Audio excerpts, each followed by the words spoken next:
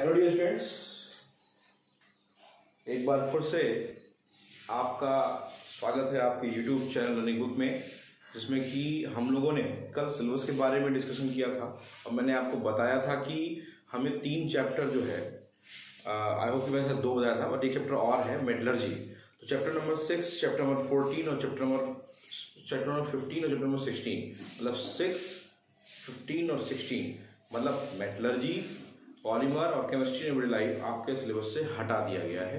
अब की बार आपको नहीं पढ़ना है। उन बच्चों के लिए थोड़ी सी प्रॉब्लम है जो बच्चे केवल न्यूमेरिकल से भागते हैं और थ्योरेटिकल पोर्शन के पीछे भागते हैं, उनके लिए थोड़ी सी समस्या है, क्योंकि उनके कम से कम 15 मार्क्स चलेंगे। अब उनको थोड़ा सा अपना फोकस करना होगा ऑब्जेक्टिव सीरीज की बेसिस पे और न्यूमेरिकल कॉन्सेप्ट पे। इसलिए न्यूमेरिकल से भागना नहीं है, न्यूमेरिकल को लगाना है। ठीक है, तो आइए स्टार्ट करते हैं। Raoult's law for volatile liquids मैंने इसे पढ़ा चुका था, बट फिर से एक बार आपको आज एक बार रिवाइज कर देता हूँ। भाई देखते हैं Raoult's law for volatile liquid क्या होता है कि जब मान लेते हैं कि ये कोई कंटेनर है, ठीक है, इस कंटेनर में कोई कंपोनेंट ए है जो कि लिक्विड है और वो कन्वर्ट हो रहा है वेपर में। किसमें कन्वर्ट हो रहा है? वेपर में। तो ये लिक्विड से वेपर में कन्वर्ट होगा और वेपर जो है कंटेनर की वॉल से स्ट्राइक करेगा और स्ट्राइक करने के बाद फिर से कहाँ आएगा? लिक्विड सरफेस पे प्रेशर क्रिएट करेगा। क्योंकि यहाँ पे और कोई कंपोनेंट नहीं है तो इसके वेपर प्रेशर को हम रिप्रेजेंट करते हैं PA0 से। मैंने बताया था it is the vapour pressure of pure component कहलाएगा, क्योंकि ये प्योर है, क्योंकि यहाँ पे टोटली किसका कंट्रीब्यूशन हो रहा है? सिर्फ ए कंपोनेंट का हो रहा है, तो कंपोनेंट ए। ठीक है, ऐसे ही दूसरा एक सोल्यूट लिक्विड लेते हैं, मान लेते हैं बी। तो ये लिक्विड है, ठीक, इसमें कन्वर्ट होगा, वेपर में कन्वर्ट होगा। इसके वेपर आकर के यहाँ प्रेशर क्रिएट करेंगे और इसका वेपर मान लेंगे PV0। तो यहाँ इन दोनों जगहों पे इस बात का ध्यान देना डियर स्टूडेंट्स कि अगर P0 आता है it means that the component is in pure state, मतलब अभी कोई भी सोल्यूशन नहीं बना है, वो प्योरली सॉल्यूट है या फिर क्या है? सॉल्वेंट है। इस बात का ध्यान रखिएगा। तो न्यूमेरिकल कॉन्सेप्ट को ध्यान से समझने के लिए P0 मान लेते हैं कि जो ये है, जो इसको मान लेते हैं कि ये सॉल्वेंट है, ठीक है, और इसको मान लेते हैं PP को मान लेते हैं कि ये क्या है? सॉल्यूट। तो सॉल्वेंट और सॉल्यूट ये क्या हो जाएगा? Vapour pressure of pure component B. ठीक है, तो राउल्स लॉ क्या कहता है? अगर आपसे कोई एक लाइन में पूछे कि राउल्स लॉ क्या बताता है, तो आप कहेंगे कि Raoult's law is applicable for volatile liquids, पहली बात। और हम यहाँ पढ़ने वाले बाइनरी सोल्यूशन। किसके लिए पढ़ने वाले हैं? बाइनरी सोल्यूशन के। बाइनरी सोल्यूशन का मतलब ऐसा सोल्यूशन जिसमें कि 2 कंपोनेंट होते हैं, एक सॉल्यूट और एक सॉल्वेंट। ठीक है, अब कुछ नहीं होता है कि अगर हम राउल्स लॉ के बारे में पढ़ें तो राउल्स लॉ एक लाइन में कोई पूछे क्या बताता है, तो आप बोलेंगे Raoult's law correlates between the partial vapour pressure of the solution with their partial vapour pressure of the component with their mole fraction. Liquid condition में पार्शियल वेपर प्रेशर और लिक्विड के बीच में क्वांटिटेटिव रिलेशनशिप अगर कोई बताता है तो कौन बताता है? कौन बताता है? राउल्स लॉ बताता है। कहीं सर गैस वाला भी तो बता रहा था, तो भैया वो गैस के लिए था। गैस और लिक्विड होगा तो हेनरी लॉ एप्लीकेबल होगा, लेकिन अगर लिक्विड ही लिक्विड है और दोनों वोलेटाइल है तो वहां पे वेपर पार्शियल वेपर प्रेशर और मोल फ्रैक्शन के बीच में रिलेशनशिप बताने का काम कौन करेगा? क्वांटिटेटिव रिलेशनशिप बताने का काम कौन करेगा? Raoul's law. ठीक है, तो Raoult's law gives an idea about the quantitative relationship between partial vapour pressure of the component that is volatile component with their mole fraction. याद रखिएगा, किसी सॉल्यूशन में अगर मान लीजिए 2 कंपोनेंट हैं A और B, तो दोनों के इंडिविजुअल पार्शियल प्रेशर का उनके मोल फ्रैक्शन के साथ क्या क्वांटिटेटिव रिलेशनशिप होगा, ये कौन बताता है? राउल्स लॉ बताता है। ठीक है, चलिए ये अभी प्योर कंपोनेंट है, आइए दोनों को मिक्स करते हैं, ये इधर से और ये इधर से, दोनों को मिक्स कर दिए। ठीक है, जैसे ही दोनों को मिक्स करेंगे तो अब ये एक सोल्यूशन बन के तैयार हो गया AB। क्या बन गया? सोल्यूशन। अब यहाँ पे जो वेपर प्रेशर लगेगा वो पार्शियल लगेगा। मान लेते हैं A के मोल फ्रैक्शन X है और B का मोल फ्रैक्शन क्या है? XB। क्लियर? और इसके थ्रू जो प्रेशर लग रहा है वो क्या है, पीए है, और इसके थ्रू प्रेशर जो लग रहा है वो क्या हो जाएगा, पीवी। अब क्वेश्चन ये उठता है what is PA and what is PV. तो भैया देखिए अब एक सोल्यूशन बन चुका है, और सोल्यूशन बनने की वजह से जो वेपर प्रेशर होगा वो क्या हो जाएगा, जो वेपर प्रेशर है वो ज़्यादा हो जाएगा या कम हो जाएगा, यही समझना है। तो सोल्यूशन बनने की वजह से ये जो पीए है और पीवी है इसको बोलेंगे partial vapour pressure of component ए, इसको बोलेंगे partial vapour pressure of component P, because ये आफ्टर मिक्सिंग ऑफ सोल्यूशन है, नॉट बिफोर मिक्सिंग। और बिफोर मिक्सिंग होगा तो vapour pressure of pure component बोलेंगे। ध्यान रखिएगा दोनों में डिफरेंस होता है, न्यूमेरिकल में ये पॉइंट बार बार स्ट्राइक करेंगे, इस बात का ध्यान देना है कि अगर बोलता है कि vapour pressure of pure component है इसका मतलब ये नॉट दिया है, लेकिन अगर बोलता है कि partial vapour pressure of component A in solution है, कभी कभी घुमा देता है, कहता है कि the vapour pressure of pure component भी नहीं बोलता, बोलता है वेपर प्रेशर ऑफ कंपोनेंट ए, बस इतना ही बोलता है। तो वेपर प्रेशर ऑफ कंपोनेंट ए बोला है तो प्योर ही होगा, लेकिन अगर बोलता है कि vapour pressure of component A in solution है इसका मतलब कि पीए दिया हुआ है। दोनों में डिफरेंस है, ध्यान रखिएगा, ठीक है। तो राउल्स क्या कहता है कि अगर कोई दो वोलाटाइल लिक्विड है, देखिए दो वोलाटाइल लिक्विड है और उनको आपस में मिक्स कर दिया जाता है एट ए पर्टिकुलर टेम्परेचर पर, तो क्या होगा, according to Raoult's law, according to Raoult's law जो इनके अलग अलग कंपोनेंट हैं पीए और पीवी वो डायरेक्टली प्रोपोर्शनल होंगे एट ए पर्टिकुलर टेम्परेचर पे अपने अपने कंपोनेंट के मोल फ्रैक्शन के। According to Raoult's law, according to Raoult's law at a particular temperature for a solution of two volatile liquids, the partial vapor pressure of each component is directly proportional to the mole fraction of that component, है ना, in the solution। अगर यहाँ proportionality को हटाया जाए तो ये हो जाएगा PA is equal to PA naught XA और PB is equal to PB naught XB। तो ये इनका मैथमेटिकल एक्सप्रेशन है, मतलब प्रोपोर्शनलिटी कांस्टेंट जो होता है वो vapour pressure of pure component होता है, जो कंपोनेंट होगा उसका दैट कंपोनेंट होगा। इसको ऐसे का रिप्रेजेंट किया जाए तो आप ऐसे कह सकते हैं P is equal to P naught X, यही है राउल्स लॉ, जहाँ ये क्या है partial vapour pressure after mixing, P naught क्या है vapour pressure of the pure component, vapour pressure of the pure component before mixing, और X क्या है mole fraction of the component A। Clear है। तो according to Raoult's law the partial vapour pressure of each of the component for volatile liquids, याद रखिएगा ये term use करना जरूरी है, सिर्फ वोलेटाइल लिक्विड्स के लिए एप्लीकेबल होता है, अगर ये नहीं लिखेंगे तो डेफिनेशन गलत हो जाएगी। तो राउल्स लॉ का स्टेटमेंट जो है क्या है, देखिए according to Raoult's law at a given temperature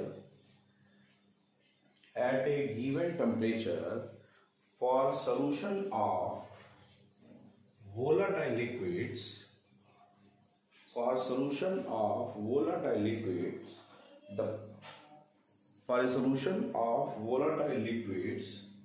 the partial vapor pressure of each component, ये देखिए the partial vapor pressure of each component, the partial vapor pressure of each component in solution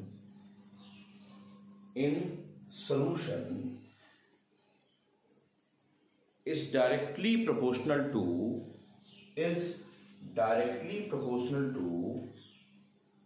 the mole fraction of that component,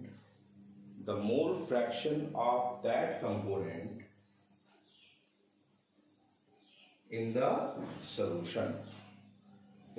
solution। तो एक statement यहां से आ गया, रट्टा नहीं मारा, बहुत इजी है ना। और दूसरा स्टेटमेंट यहां से नोट करिए फिर से स्टेटमेंट ओवरऑल करके, at a given temperature for a solution of volatile liquids the partial vapour pressure of each of the component, in the solution is equal to the, ये देखिए इन दोनों का प्रोडक्ट है, is equal to the product of the vapour pressure of pure component, the vapour pressure of pure component and it's mole fraction, pure component and it's mole fraction. तो पूछे what is the mathematical expression for Raoult's law, तो आप सीधे बोलेंगे sir आपके सामने है, इसमें कोई दिक्कत ही नहीं है। तो स्टेटमेंट समझ में आ गया। पहली कंडीशन की राउल्स लॉ का कोई पूछे कि एक लाइन में क्या है, तो Raoult's law is law which is applicable on volatile liquids and gives an idea about the partial vapor pressure of the component and its mole fraction quantitative relationship।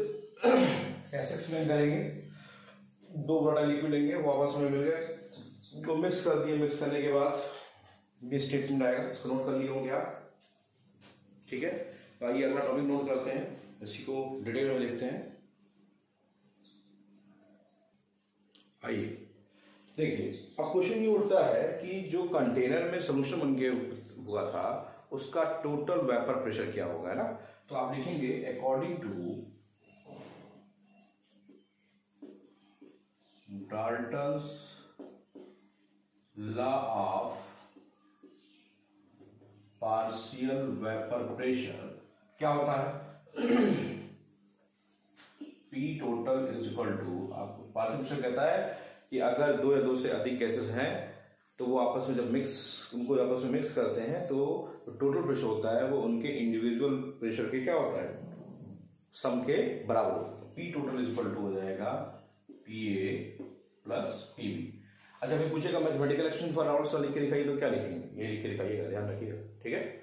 चलिए, तो P total is equal to PA plus PB, value put up करिए। जैसे PA की value क्या है, PA naught XA, PB की value क्या है, PB नॉट XB। चलिए, मैंने बताया था कि ये सॉल्वेंट माना था और ये सॉल्यूट माना था, तो आइए XA is equal to XA plus XB equal to क्या होता है, जल्दी बताइए, 1। मोल फ्रैक्शन का सम कितना होता है, 1 होता है। यहाँ से हम निकाल सकते हैं XA is equal to 1 minus XB। तो आइए इसकी वैल्यू उठा करके यहाँ पुट अप कर देते हैं, तो क्या हो जाएगा, PA not 1 minus XB plus PB naught XB। Clear, इसको और एक्सटेंड करें, ये हो जाएगा PA not minus PA not XB plus PB naught XB। आया कि नहीं आया, तो फाइनली क्या आ गया, P total is equal to, अब देखिए यहाँ PA नॉट को कॉमन कर सकते हैं, भाई कॉमन कर लेते हैं, PA नॉट प्लस ब्रैकेट, अब ये माइनस साइन है तो कैसे आएगा माइनस, अब यहाँ हो जाएगा PB not minus PA not XB। तो टोटल वेपर प्रेशर जो है यहाँ पे क्या हो जाएगा, PA not plus PB not minus PA not XB। तो इस पे न्यूमेरिकल डिस्टर्बेंस आता है बहुत ज्यादा, है ना। आपको क्या करेगा, दोनों कंपोनेंट के प्योर वेपर प्रेशर दे देगा और क्या दे देगा, मोल फ्रैक्शन ऑफ सॉल्यूट दे देगा। मैंने पहले बताया था ये क्या है, मोल फ्रैक्शन ऑफ सॉल्यूट है, XB mole fraction of solute है। तो ये स्टेटमेंट ये भी अलग से लिख के रखिएगा, कहीं कहीं कंपटीशन में नीट में कई बार दिया है, आप राउल्स लॉ का स्टेटमेंट मैथमेटिकल एक्सप्रेशन ये पढ़ के जाते हैं और कभी कभी घुमा करके ये देता है, कहता है कि how we can find out the total pressure for 2 volatile liquids, तो उसी में लोग कंफ्यूज जाते हैं। तो ये क्वेश्चन आपके दिमाग में बैठा होना चाहिए। कर लेंगे, कैसे आया फिर से देखिए, Dalton's law of partial pressure कहता है कि जब या दो से अधिक गैसेस या वोलेटाइल लिक्विड्स आपस में मिक्स किए जाते हैं तो टोटल प्रेशर जो होता है उन गैसेस या उन कंपोनेंट्स के इंडिविजुअल पार्शियल प्रेशर के सम के बराबर होता है। तो वही हमने यहाँ पे किया है, P total is equal to P और PB किया है, इन दोनों की वैल्यू उठा के पुटअप कर दी है और XA की वैल्यू यहाँ निकाल के रख दी और फाइनली ये आ गया। इस पे न्यूमेरिकल्स आते हैं, यहाँ देखिए दोनों कंपोनेंट के प्योर प्रेशर दिए होंगे, आपको मोल फ्रैक्शन ऑफ सॉल्यूट दिया होगा, P टोटल पूछ लेगा, या फिर P टोटल दिया होगा, PA नॉट दिया होगा, PB नॉट दिया होगा, XB पूछ लेगा। तो क्वेश्चन कुछ भी घुमा के पूछे आप कर लेना चाहिए, कर लेंगे ना। तो नोट कर लीजिए इस टॉपिक को। तब आइए हम शुरू करते हैं इसका graphical representation of Raoult's law. तो राउल्स लॉ का मैथमेटिकल एक्सप्रेशन क्लियर है। राउल्स लॉ का दूसरा, टोटल प्रेशर कैसे निकालते हैं, with the help of Dalton's law of partial pressure we can find out the total vapour pressure in case of Raoult's law. ठीक है, तो टोटल वेपर प्रेशर निकालने का फॉर्मूला क्लियर है, नोट कर लिए। चलिए आइए हम शुरू करते हैं क्या, graphical representation of Raoult's law. क्या हम लोग कहते हैं, graphical representation of Raoult's law. Graphical representation of Raoult's law. Raoult's law का ग्राफिकल रिप्रेजेंटेशन कैसे करेंगे ये समझना है। पहली बात तो डियर स्टूडेंट्स हमको ये समझना होगा कि राउल्ट्स लॉ क्या कहता था, आप तो समझ लिए। राउल्ट्स लॉ क्या कहता है कि इसका भी एक लाइन में स्टेटमेंट निकालें तो ये कहता है कि भैया अगर ये बढ़ेगा तो एक्स से बढ़ेगा। कहता है कि नहीं कहता है, बोलिए। ये तो पढ़े हैं भाई, जो कंपोनेंट का पार्शियल फ्रैक्शन होता है वो उसके मोल फ्रैक्शन के डायरेक्ट प्रोपोर्शनल होता है। मतलब आप यूं कह सकते हैं कि the partial vapour pressure of the component is linear function of their mole fraction. क्या कह सकते हैं कि vapour pressure of component is, the components are linear function of their mole fraction. यहां देखिए लीनियर फंक्शन, ये भी क्वेश्चन है, आता है ऑब्जेक्टिव का क्वेश्चन है कि पार्शियल वेपर प्रेशर और मोल फ्रैक्शन एक दूसरे के कैसे फंक्शन होते हैं। तो कैसे फंक्शन होते हैं, एक लीनियर फंक्शन होते हैं। मतलब जैसे जैसे पार्शियल प्रेशर बढ़ेगा, वेपर प्रेशर बढ़ेगा, वैसे वैसे मोल फ्रैक्शन भी बढ़ेगा। तो इसको नोट कर लीजिए। अब आइए इसका ग्राफिकल रिप्रेजेंटेशन देखते हैं। तो जब इसका ग्राफिकल रिप्रेजेंटेशन की बात करेंगे डियर स्टूडेंट्स तो क्या आएगा, देखिए।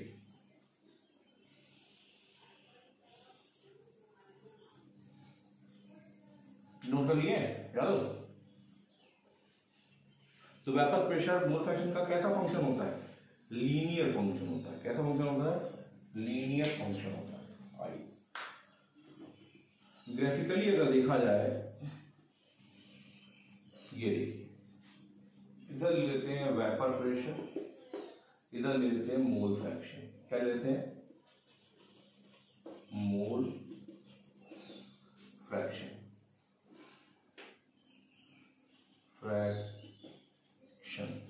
और इधर भी वेपर प्रेशर। कहीं से दोनों तरफ वेपर प्रेशर क्यों ले रहे हैं, अरे तो ये दो कंपोनेंट हैं। कितने कंपोनेंट हैं, दो कंपोनेंट हैं। तो ये मान के इस ग्राफ का को ड्रा करेंगे कि यहाँ पे जो है वो क्या है, PA या B is more volatile than A। B जो है वो A से ज्यादा वोलाटाइल है। जल्दी बताइए, PA नॉट ज्यादा होगा कि PB नॉट ज्यादा होगा। यह सिंपल सी बात है, कल बताया था आपको। जो ज्यादा वोलाटाइल होगा उसका वेपर प्रेशर उतना ही ज्यादा होगा। मतलब आप यूं कह सकते हैं कि PB naught is higher than PA naught. Clear? तो आइए दो पॉइंट लेते हैं। मान लेते हैं ये इधर की तरफ vapour pressure of component A की बात कर रहे हैं, यहाँ vapour pressure of component B की बात कर रहे हैं। ठीक है, मान लेते हैं कोई एक पॉइंट, ये आपका कंपोनेंट A का vapour pressure, pure component A का वेपर प्रेशर PA नॉट, और जो B है उसका प्योर कंपोनेंट का वेपर प्रेशर जो है वो क्या है, PB नॉट। ये PA नॉट है और वो क्या है, PB नॉट। क्लियर है? तो अच्छा यहाँ बताइए, अगर PA नॉट है तो जल्दी बताइए कि XA की वैल्यू कितनी होगी। जल्दी बताइए भाई, जब प्योर कंपोनेंट था तो उसमें हमने XB को मिलाया था क्या, जल्दी बता दीजिए। जब प्योर कंपोनेंट था तो उसमें XB नहीं मिलाया, तो XA की वैल्यू यहाँ पे 1 हो जाएगी। कहेंगे कैसे, तो ये XA plus XB equal to कितना होता है, 1 होता है। लेकिन यहाँ पे क्योंकि अब केवल A ही कंपोनेंट है तो XA की वैल्यू कितनी हो जाएगी, 1। तो XB की वैल्यू कितनी हो जाएगी, 0। चलिए यहाँ देखते हैं, यहाँ XA की वैल्यू क्या हो जाएगी, 0, और XB की वैल्यू क्या हो जाएगी, मोल फ्रैक्शन की वैल्यू क्या हो जाएगी, 1। क्यों, क्योंकि वेपर प्रेशर इसका हाई। तो कुल मिलाकर के ये फाइनली एक ऑब्जर्वेशन मिल गया कि मोल फ्रैक्शन और इसके बीच में रिलेशनशिप हमको देखना है। तो आइए देखते हैं, अगर हम ग्राफिकल रिप्रेजेंटेशन के पॉइंट ऑफ व्यू से देखें तो ये PA नॉट क्या है, pure vapour pressure of component A। ये क्या है, pure vapour pressure of component A, और पी वी नॉट क्या है, pure vapour pressure of component B. ठीक है, तो जब प्योर स्टेट में रहेगा तो सिर्फ एक्स से रहेगा और एक्स भी रहेगा, अलग अलग, है कि नहीं। अब चलिए देखते हैं कि आपका ये लॉ फॉलो कर रहा है या नहीं कर रहा है, जल्दी देखिए। जैसे कि एक्स की वैल्यू पहले 1 है मोल फ्रैक्शन, लेकिन जैसे जैसे हम लेफ्ट टू राइट जा रहे हैं एक्स की वैल्यू क्या हो रही है, डिक्रीज हो रही है। जरा देखा जाए पी ए नॉट क्या है। जब इस पर ग्राफ प्लॉट करते हैं तो हमको जो ग्राफ मिलता है वो ग्राफ कुछ ऐसा मिलता है डियर फ्रेंड्स, ये देखिए,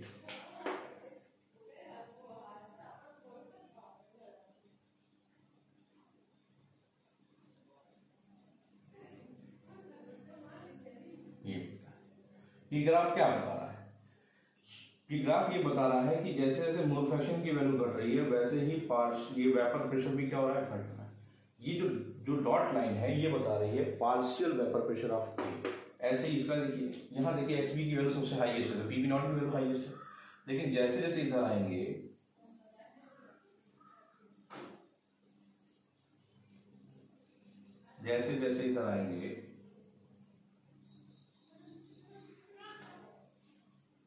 क्या होगा, एक्सपी की वैल्यू जैसे जैसे राइट टू लेफ्ट आएंगे एक्सपी की वैल्यू घट रही है तो पार्शियल प्रेशर घट रहा है, घट रहा है, घट रहा है। क्वेश्चन ये उठता है कि ये क्या है, ये जो है partial vapour pressure of B है, और ये क्या है, पार्शियल वेपर प्रेशर ऑफ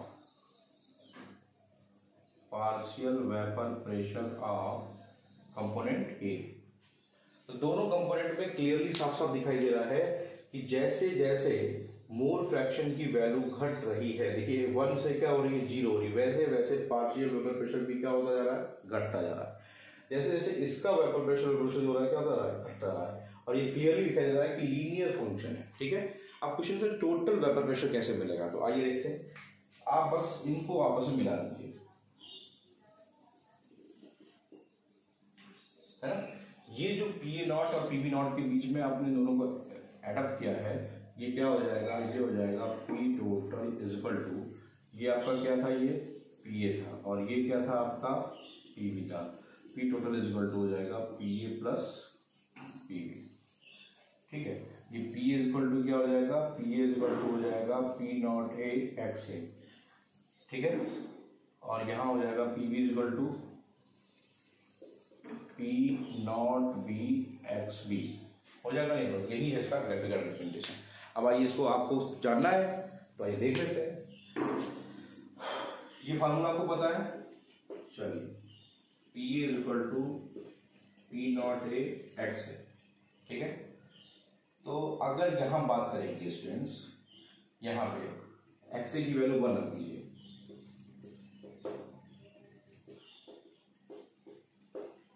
क्या हो गया, साफ साफ दिखाई दे रहा है कि जो पार्शियल वेपर प्रेशर जो होगा, partial vapour pressure pure component के वेपर प्रेशर के क्या हो जाएगा, बराबर हो जाएगा। मतलब क्वेश्चन आपसे पूछता है कि in which condition the partial vapour pressure of the component becomes equal to the vapour pressure of the pure component.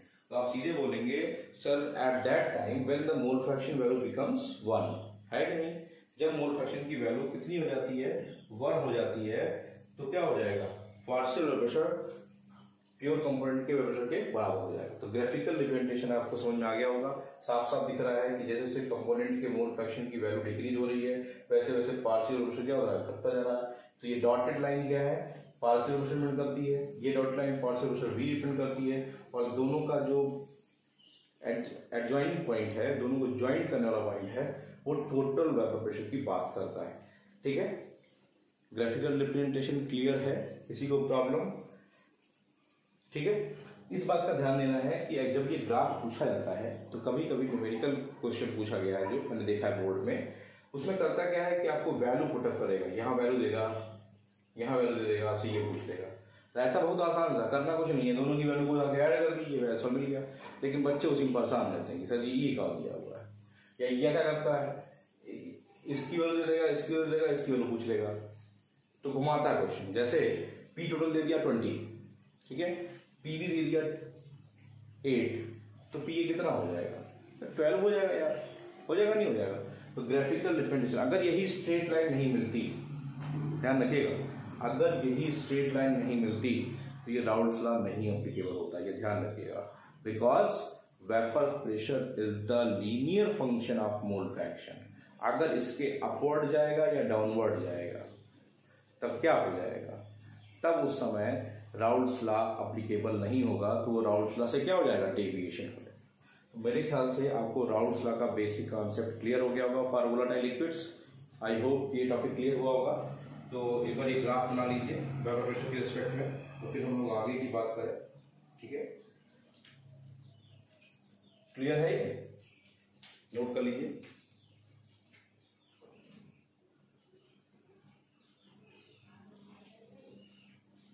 चलिए, तो आई होप ये टॉपिक क्लियर हो गया होगा, इसमें कहीं कोई डाउट नहीं होगा, एकदम क्रिस्टल क्लियर होगा। चलिए, तो अब क्या है,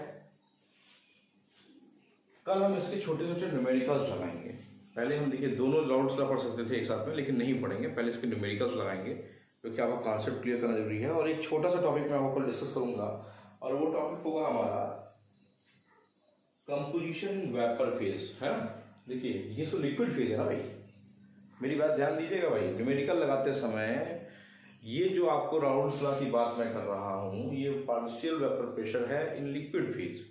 लेकिन वेपर फेज में कंपोजिशन क्या होती है, एक्स एक्स बी की वैल्यू जो आएगी वो क्या आएगी, वो कंपोजिशन इन लिक्विड फेज है, ये ध्यान रखिएगा। जो अभी यहाँ कैलकुलेट कर रहे हैं वो क्या आ रहा है, कंपोजिशन इन लिक्विड फेज आ रहा है। देखिए न्यूमेरिकल में ध्यान देना है, अगर कंपोजिशन इन लिक्विड फेज पूछा तो ये ठीक है, लेकिन अगर आपको पूछा कि calculate the composition in vapour phase, तुरंत अपना कान खड़ा कर लीजिए, सर गलती हो रही है कहीं, हमको कुछ और फार्मूले यहाँ अप्लाई करने पड़ेंगे। तो ध्यान रखेंगे, कल हम लोग पढ़ेंगे कंपोजिशन वेपर फेज, क्योंकि बच्चे छोटी छोटी बातों पे गलतियां करते हैं, इसलिए मैं आपको हिंट कर रहा हूँ।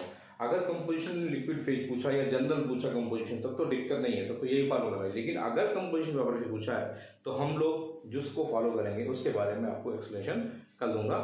तो वीडियो लेक्चर कैसा लगा इसके बारे में देखिएगा, और थोड़ा टाइम शॉर्टेज की वजह से मैं वीडियो लेक्चर को लेंदी नहीं कर पा रहा हूँ। मैं जानता हूँ कि बच्चों को समस्या भी है कि इतने सारे वीडियो लेक्चर्स देखने पड़ते हैं, तो इसलिए बहुत बड़ा वीडियो लेक्चर बनाने का भी प्रॉब्लम है, लेकिन फिर भी प्रयास करूंगा कि नेक्स्ट टाइम से वीडियो लेक्चर और बड़ा बने। और 3 चैप्टर आपके खत्म हुए आपको पता ही है, तो इसको लेके चलिए। बाकी सैटरडे को मैं क्वेश्चन लेके आ रहा हूँ। Thanks for watching my video my dear students, and comment, please comment it. और एक बात और, वीडियो को पूरा देखा करिए, अगर आधा अधूरा देखना है तो मत देखिए। बहुत सारे यूट्यूबर्स हैं, सबका वीडियो लेक्चर पढ़ा हुआ, देखिए आराम से। लेकिन एक बात की मैं श्योरिटी देता हूँ कि बोर्ड लेवल की जो टॉपिक को मैं पढ़ा दूंगा वो अकॉर्डिंग टू ओनली एनसीईआरटी पढ़ाता हूँ, बाकी मैं कुछ नहीं पढ़ाता हूँ। तो इसलिए thanks for watching video, like और कमेंट जरूर करिएगा, ये आशा आपसे। Thank you.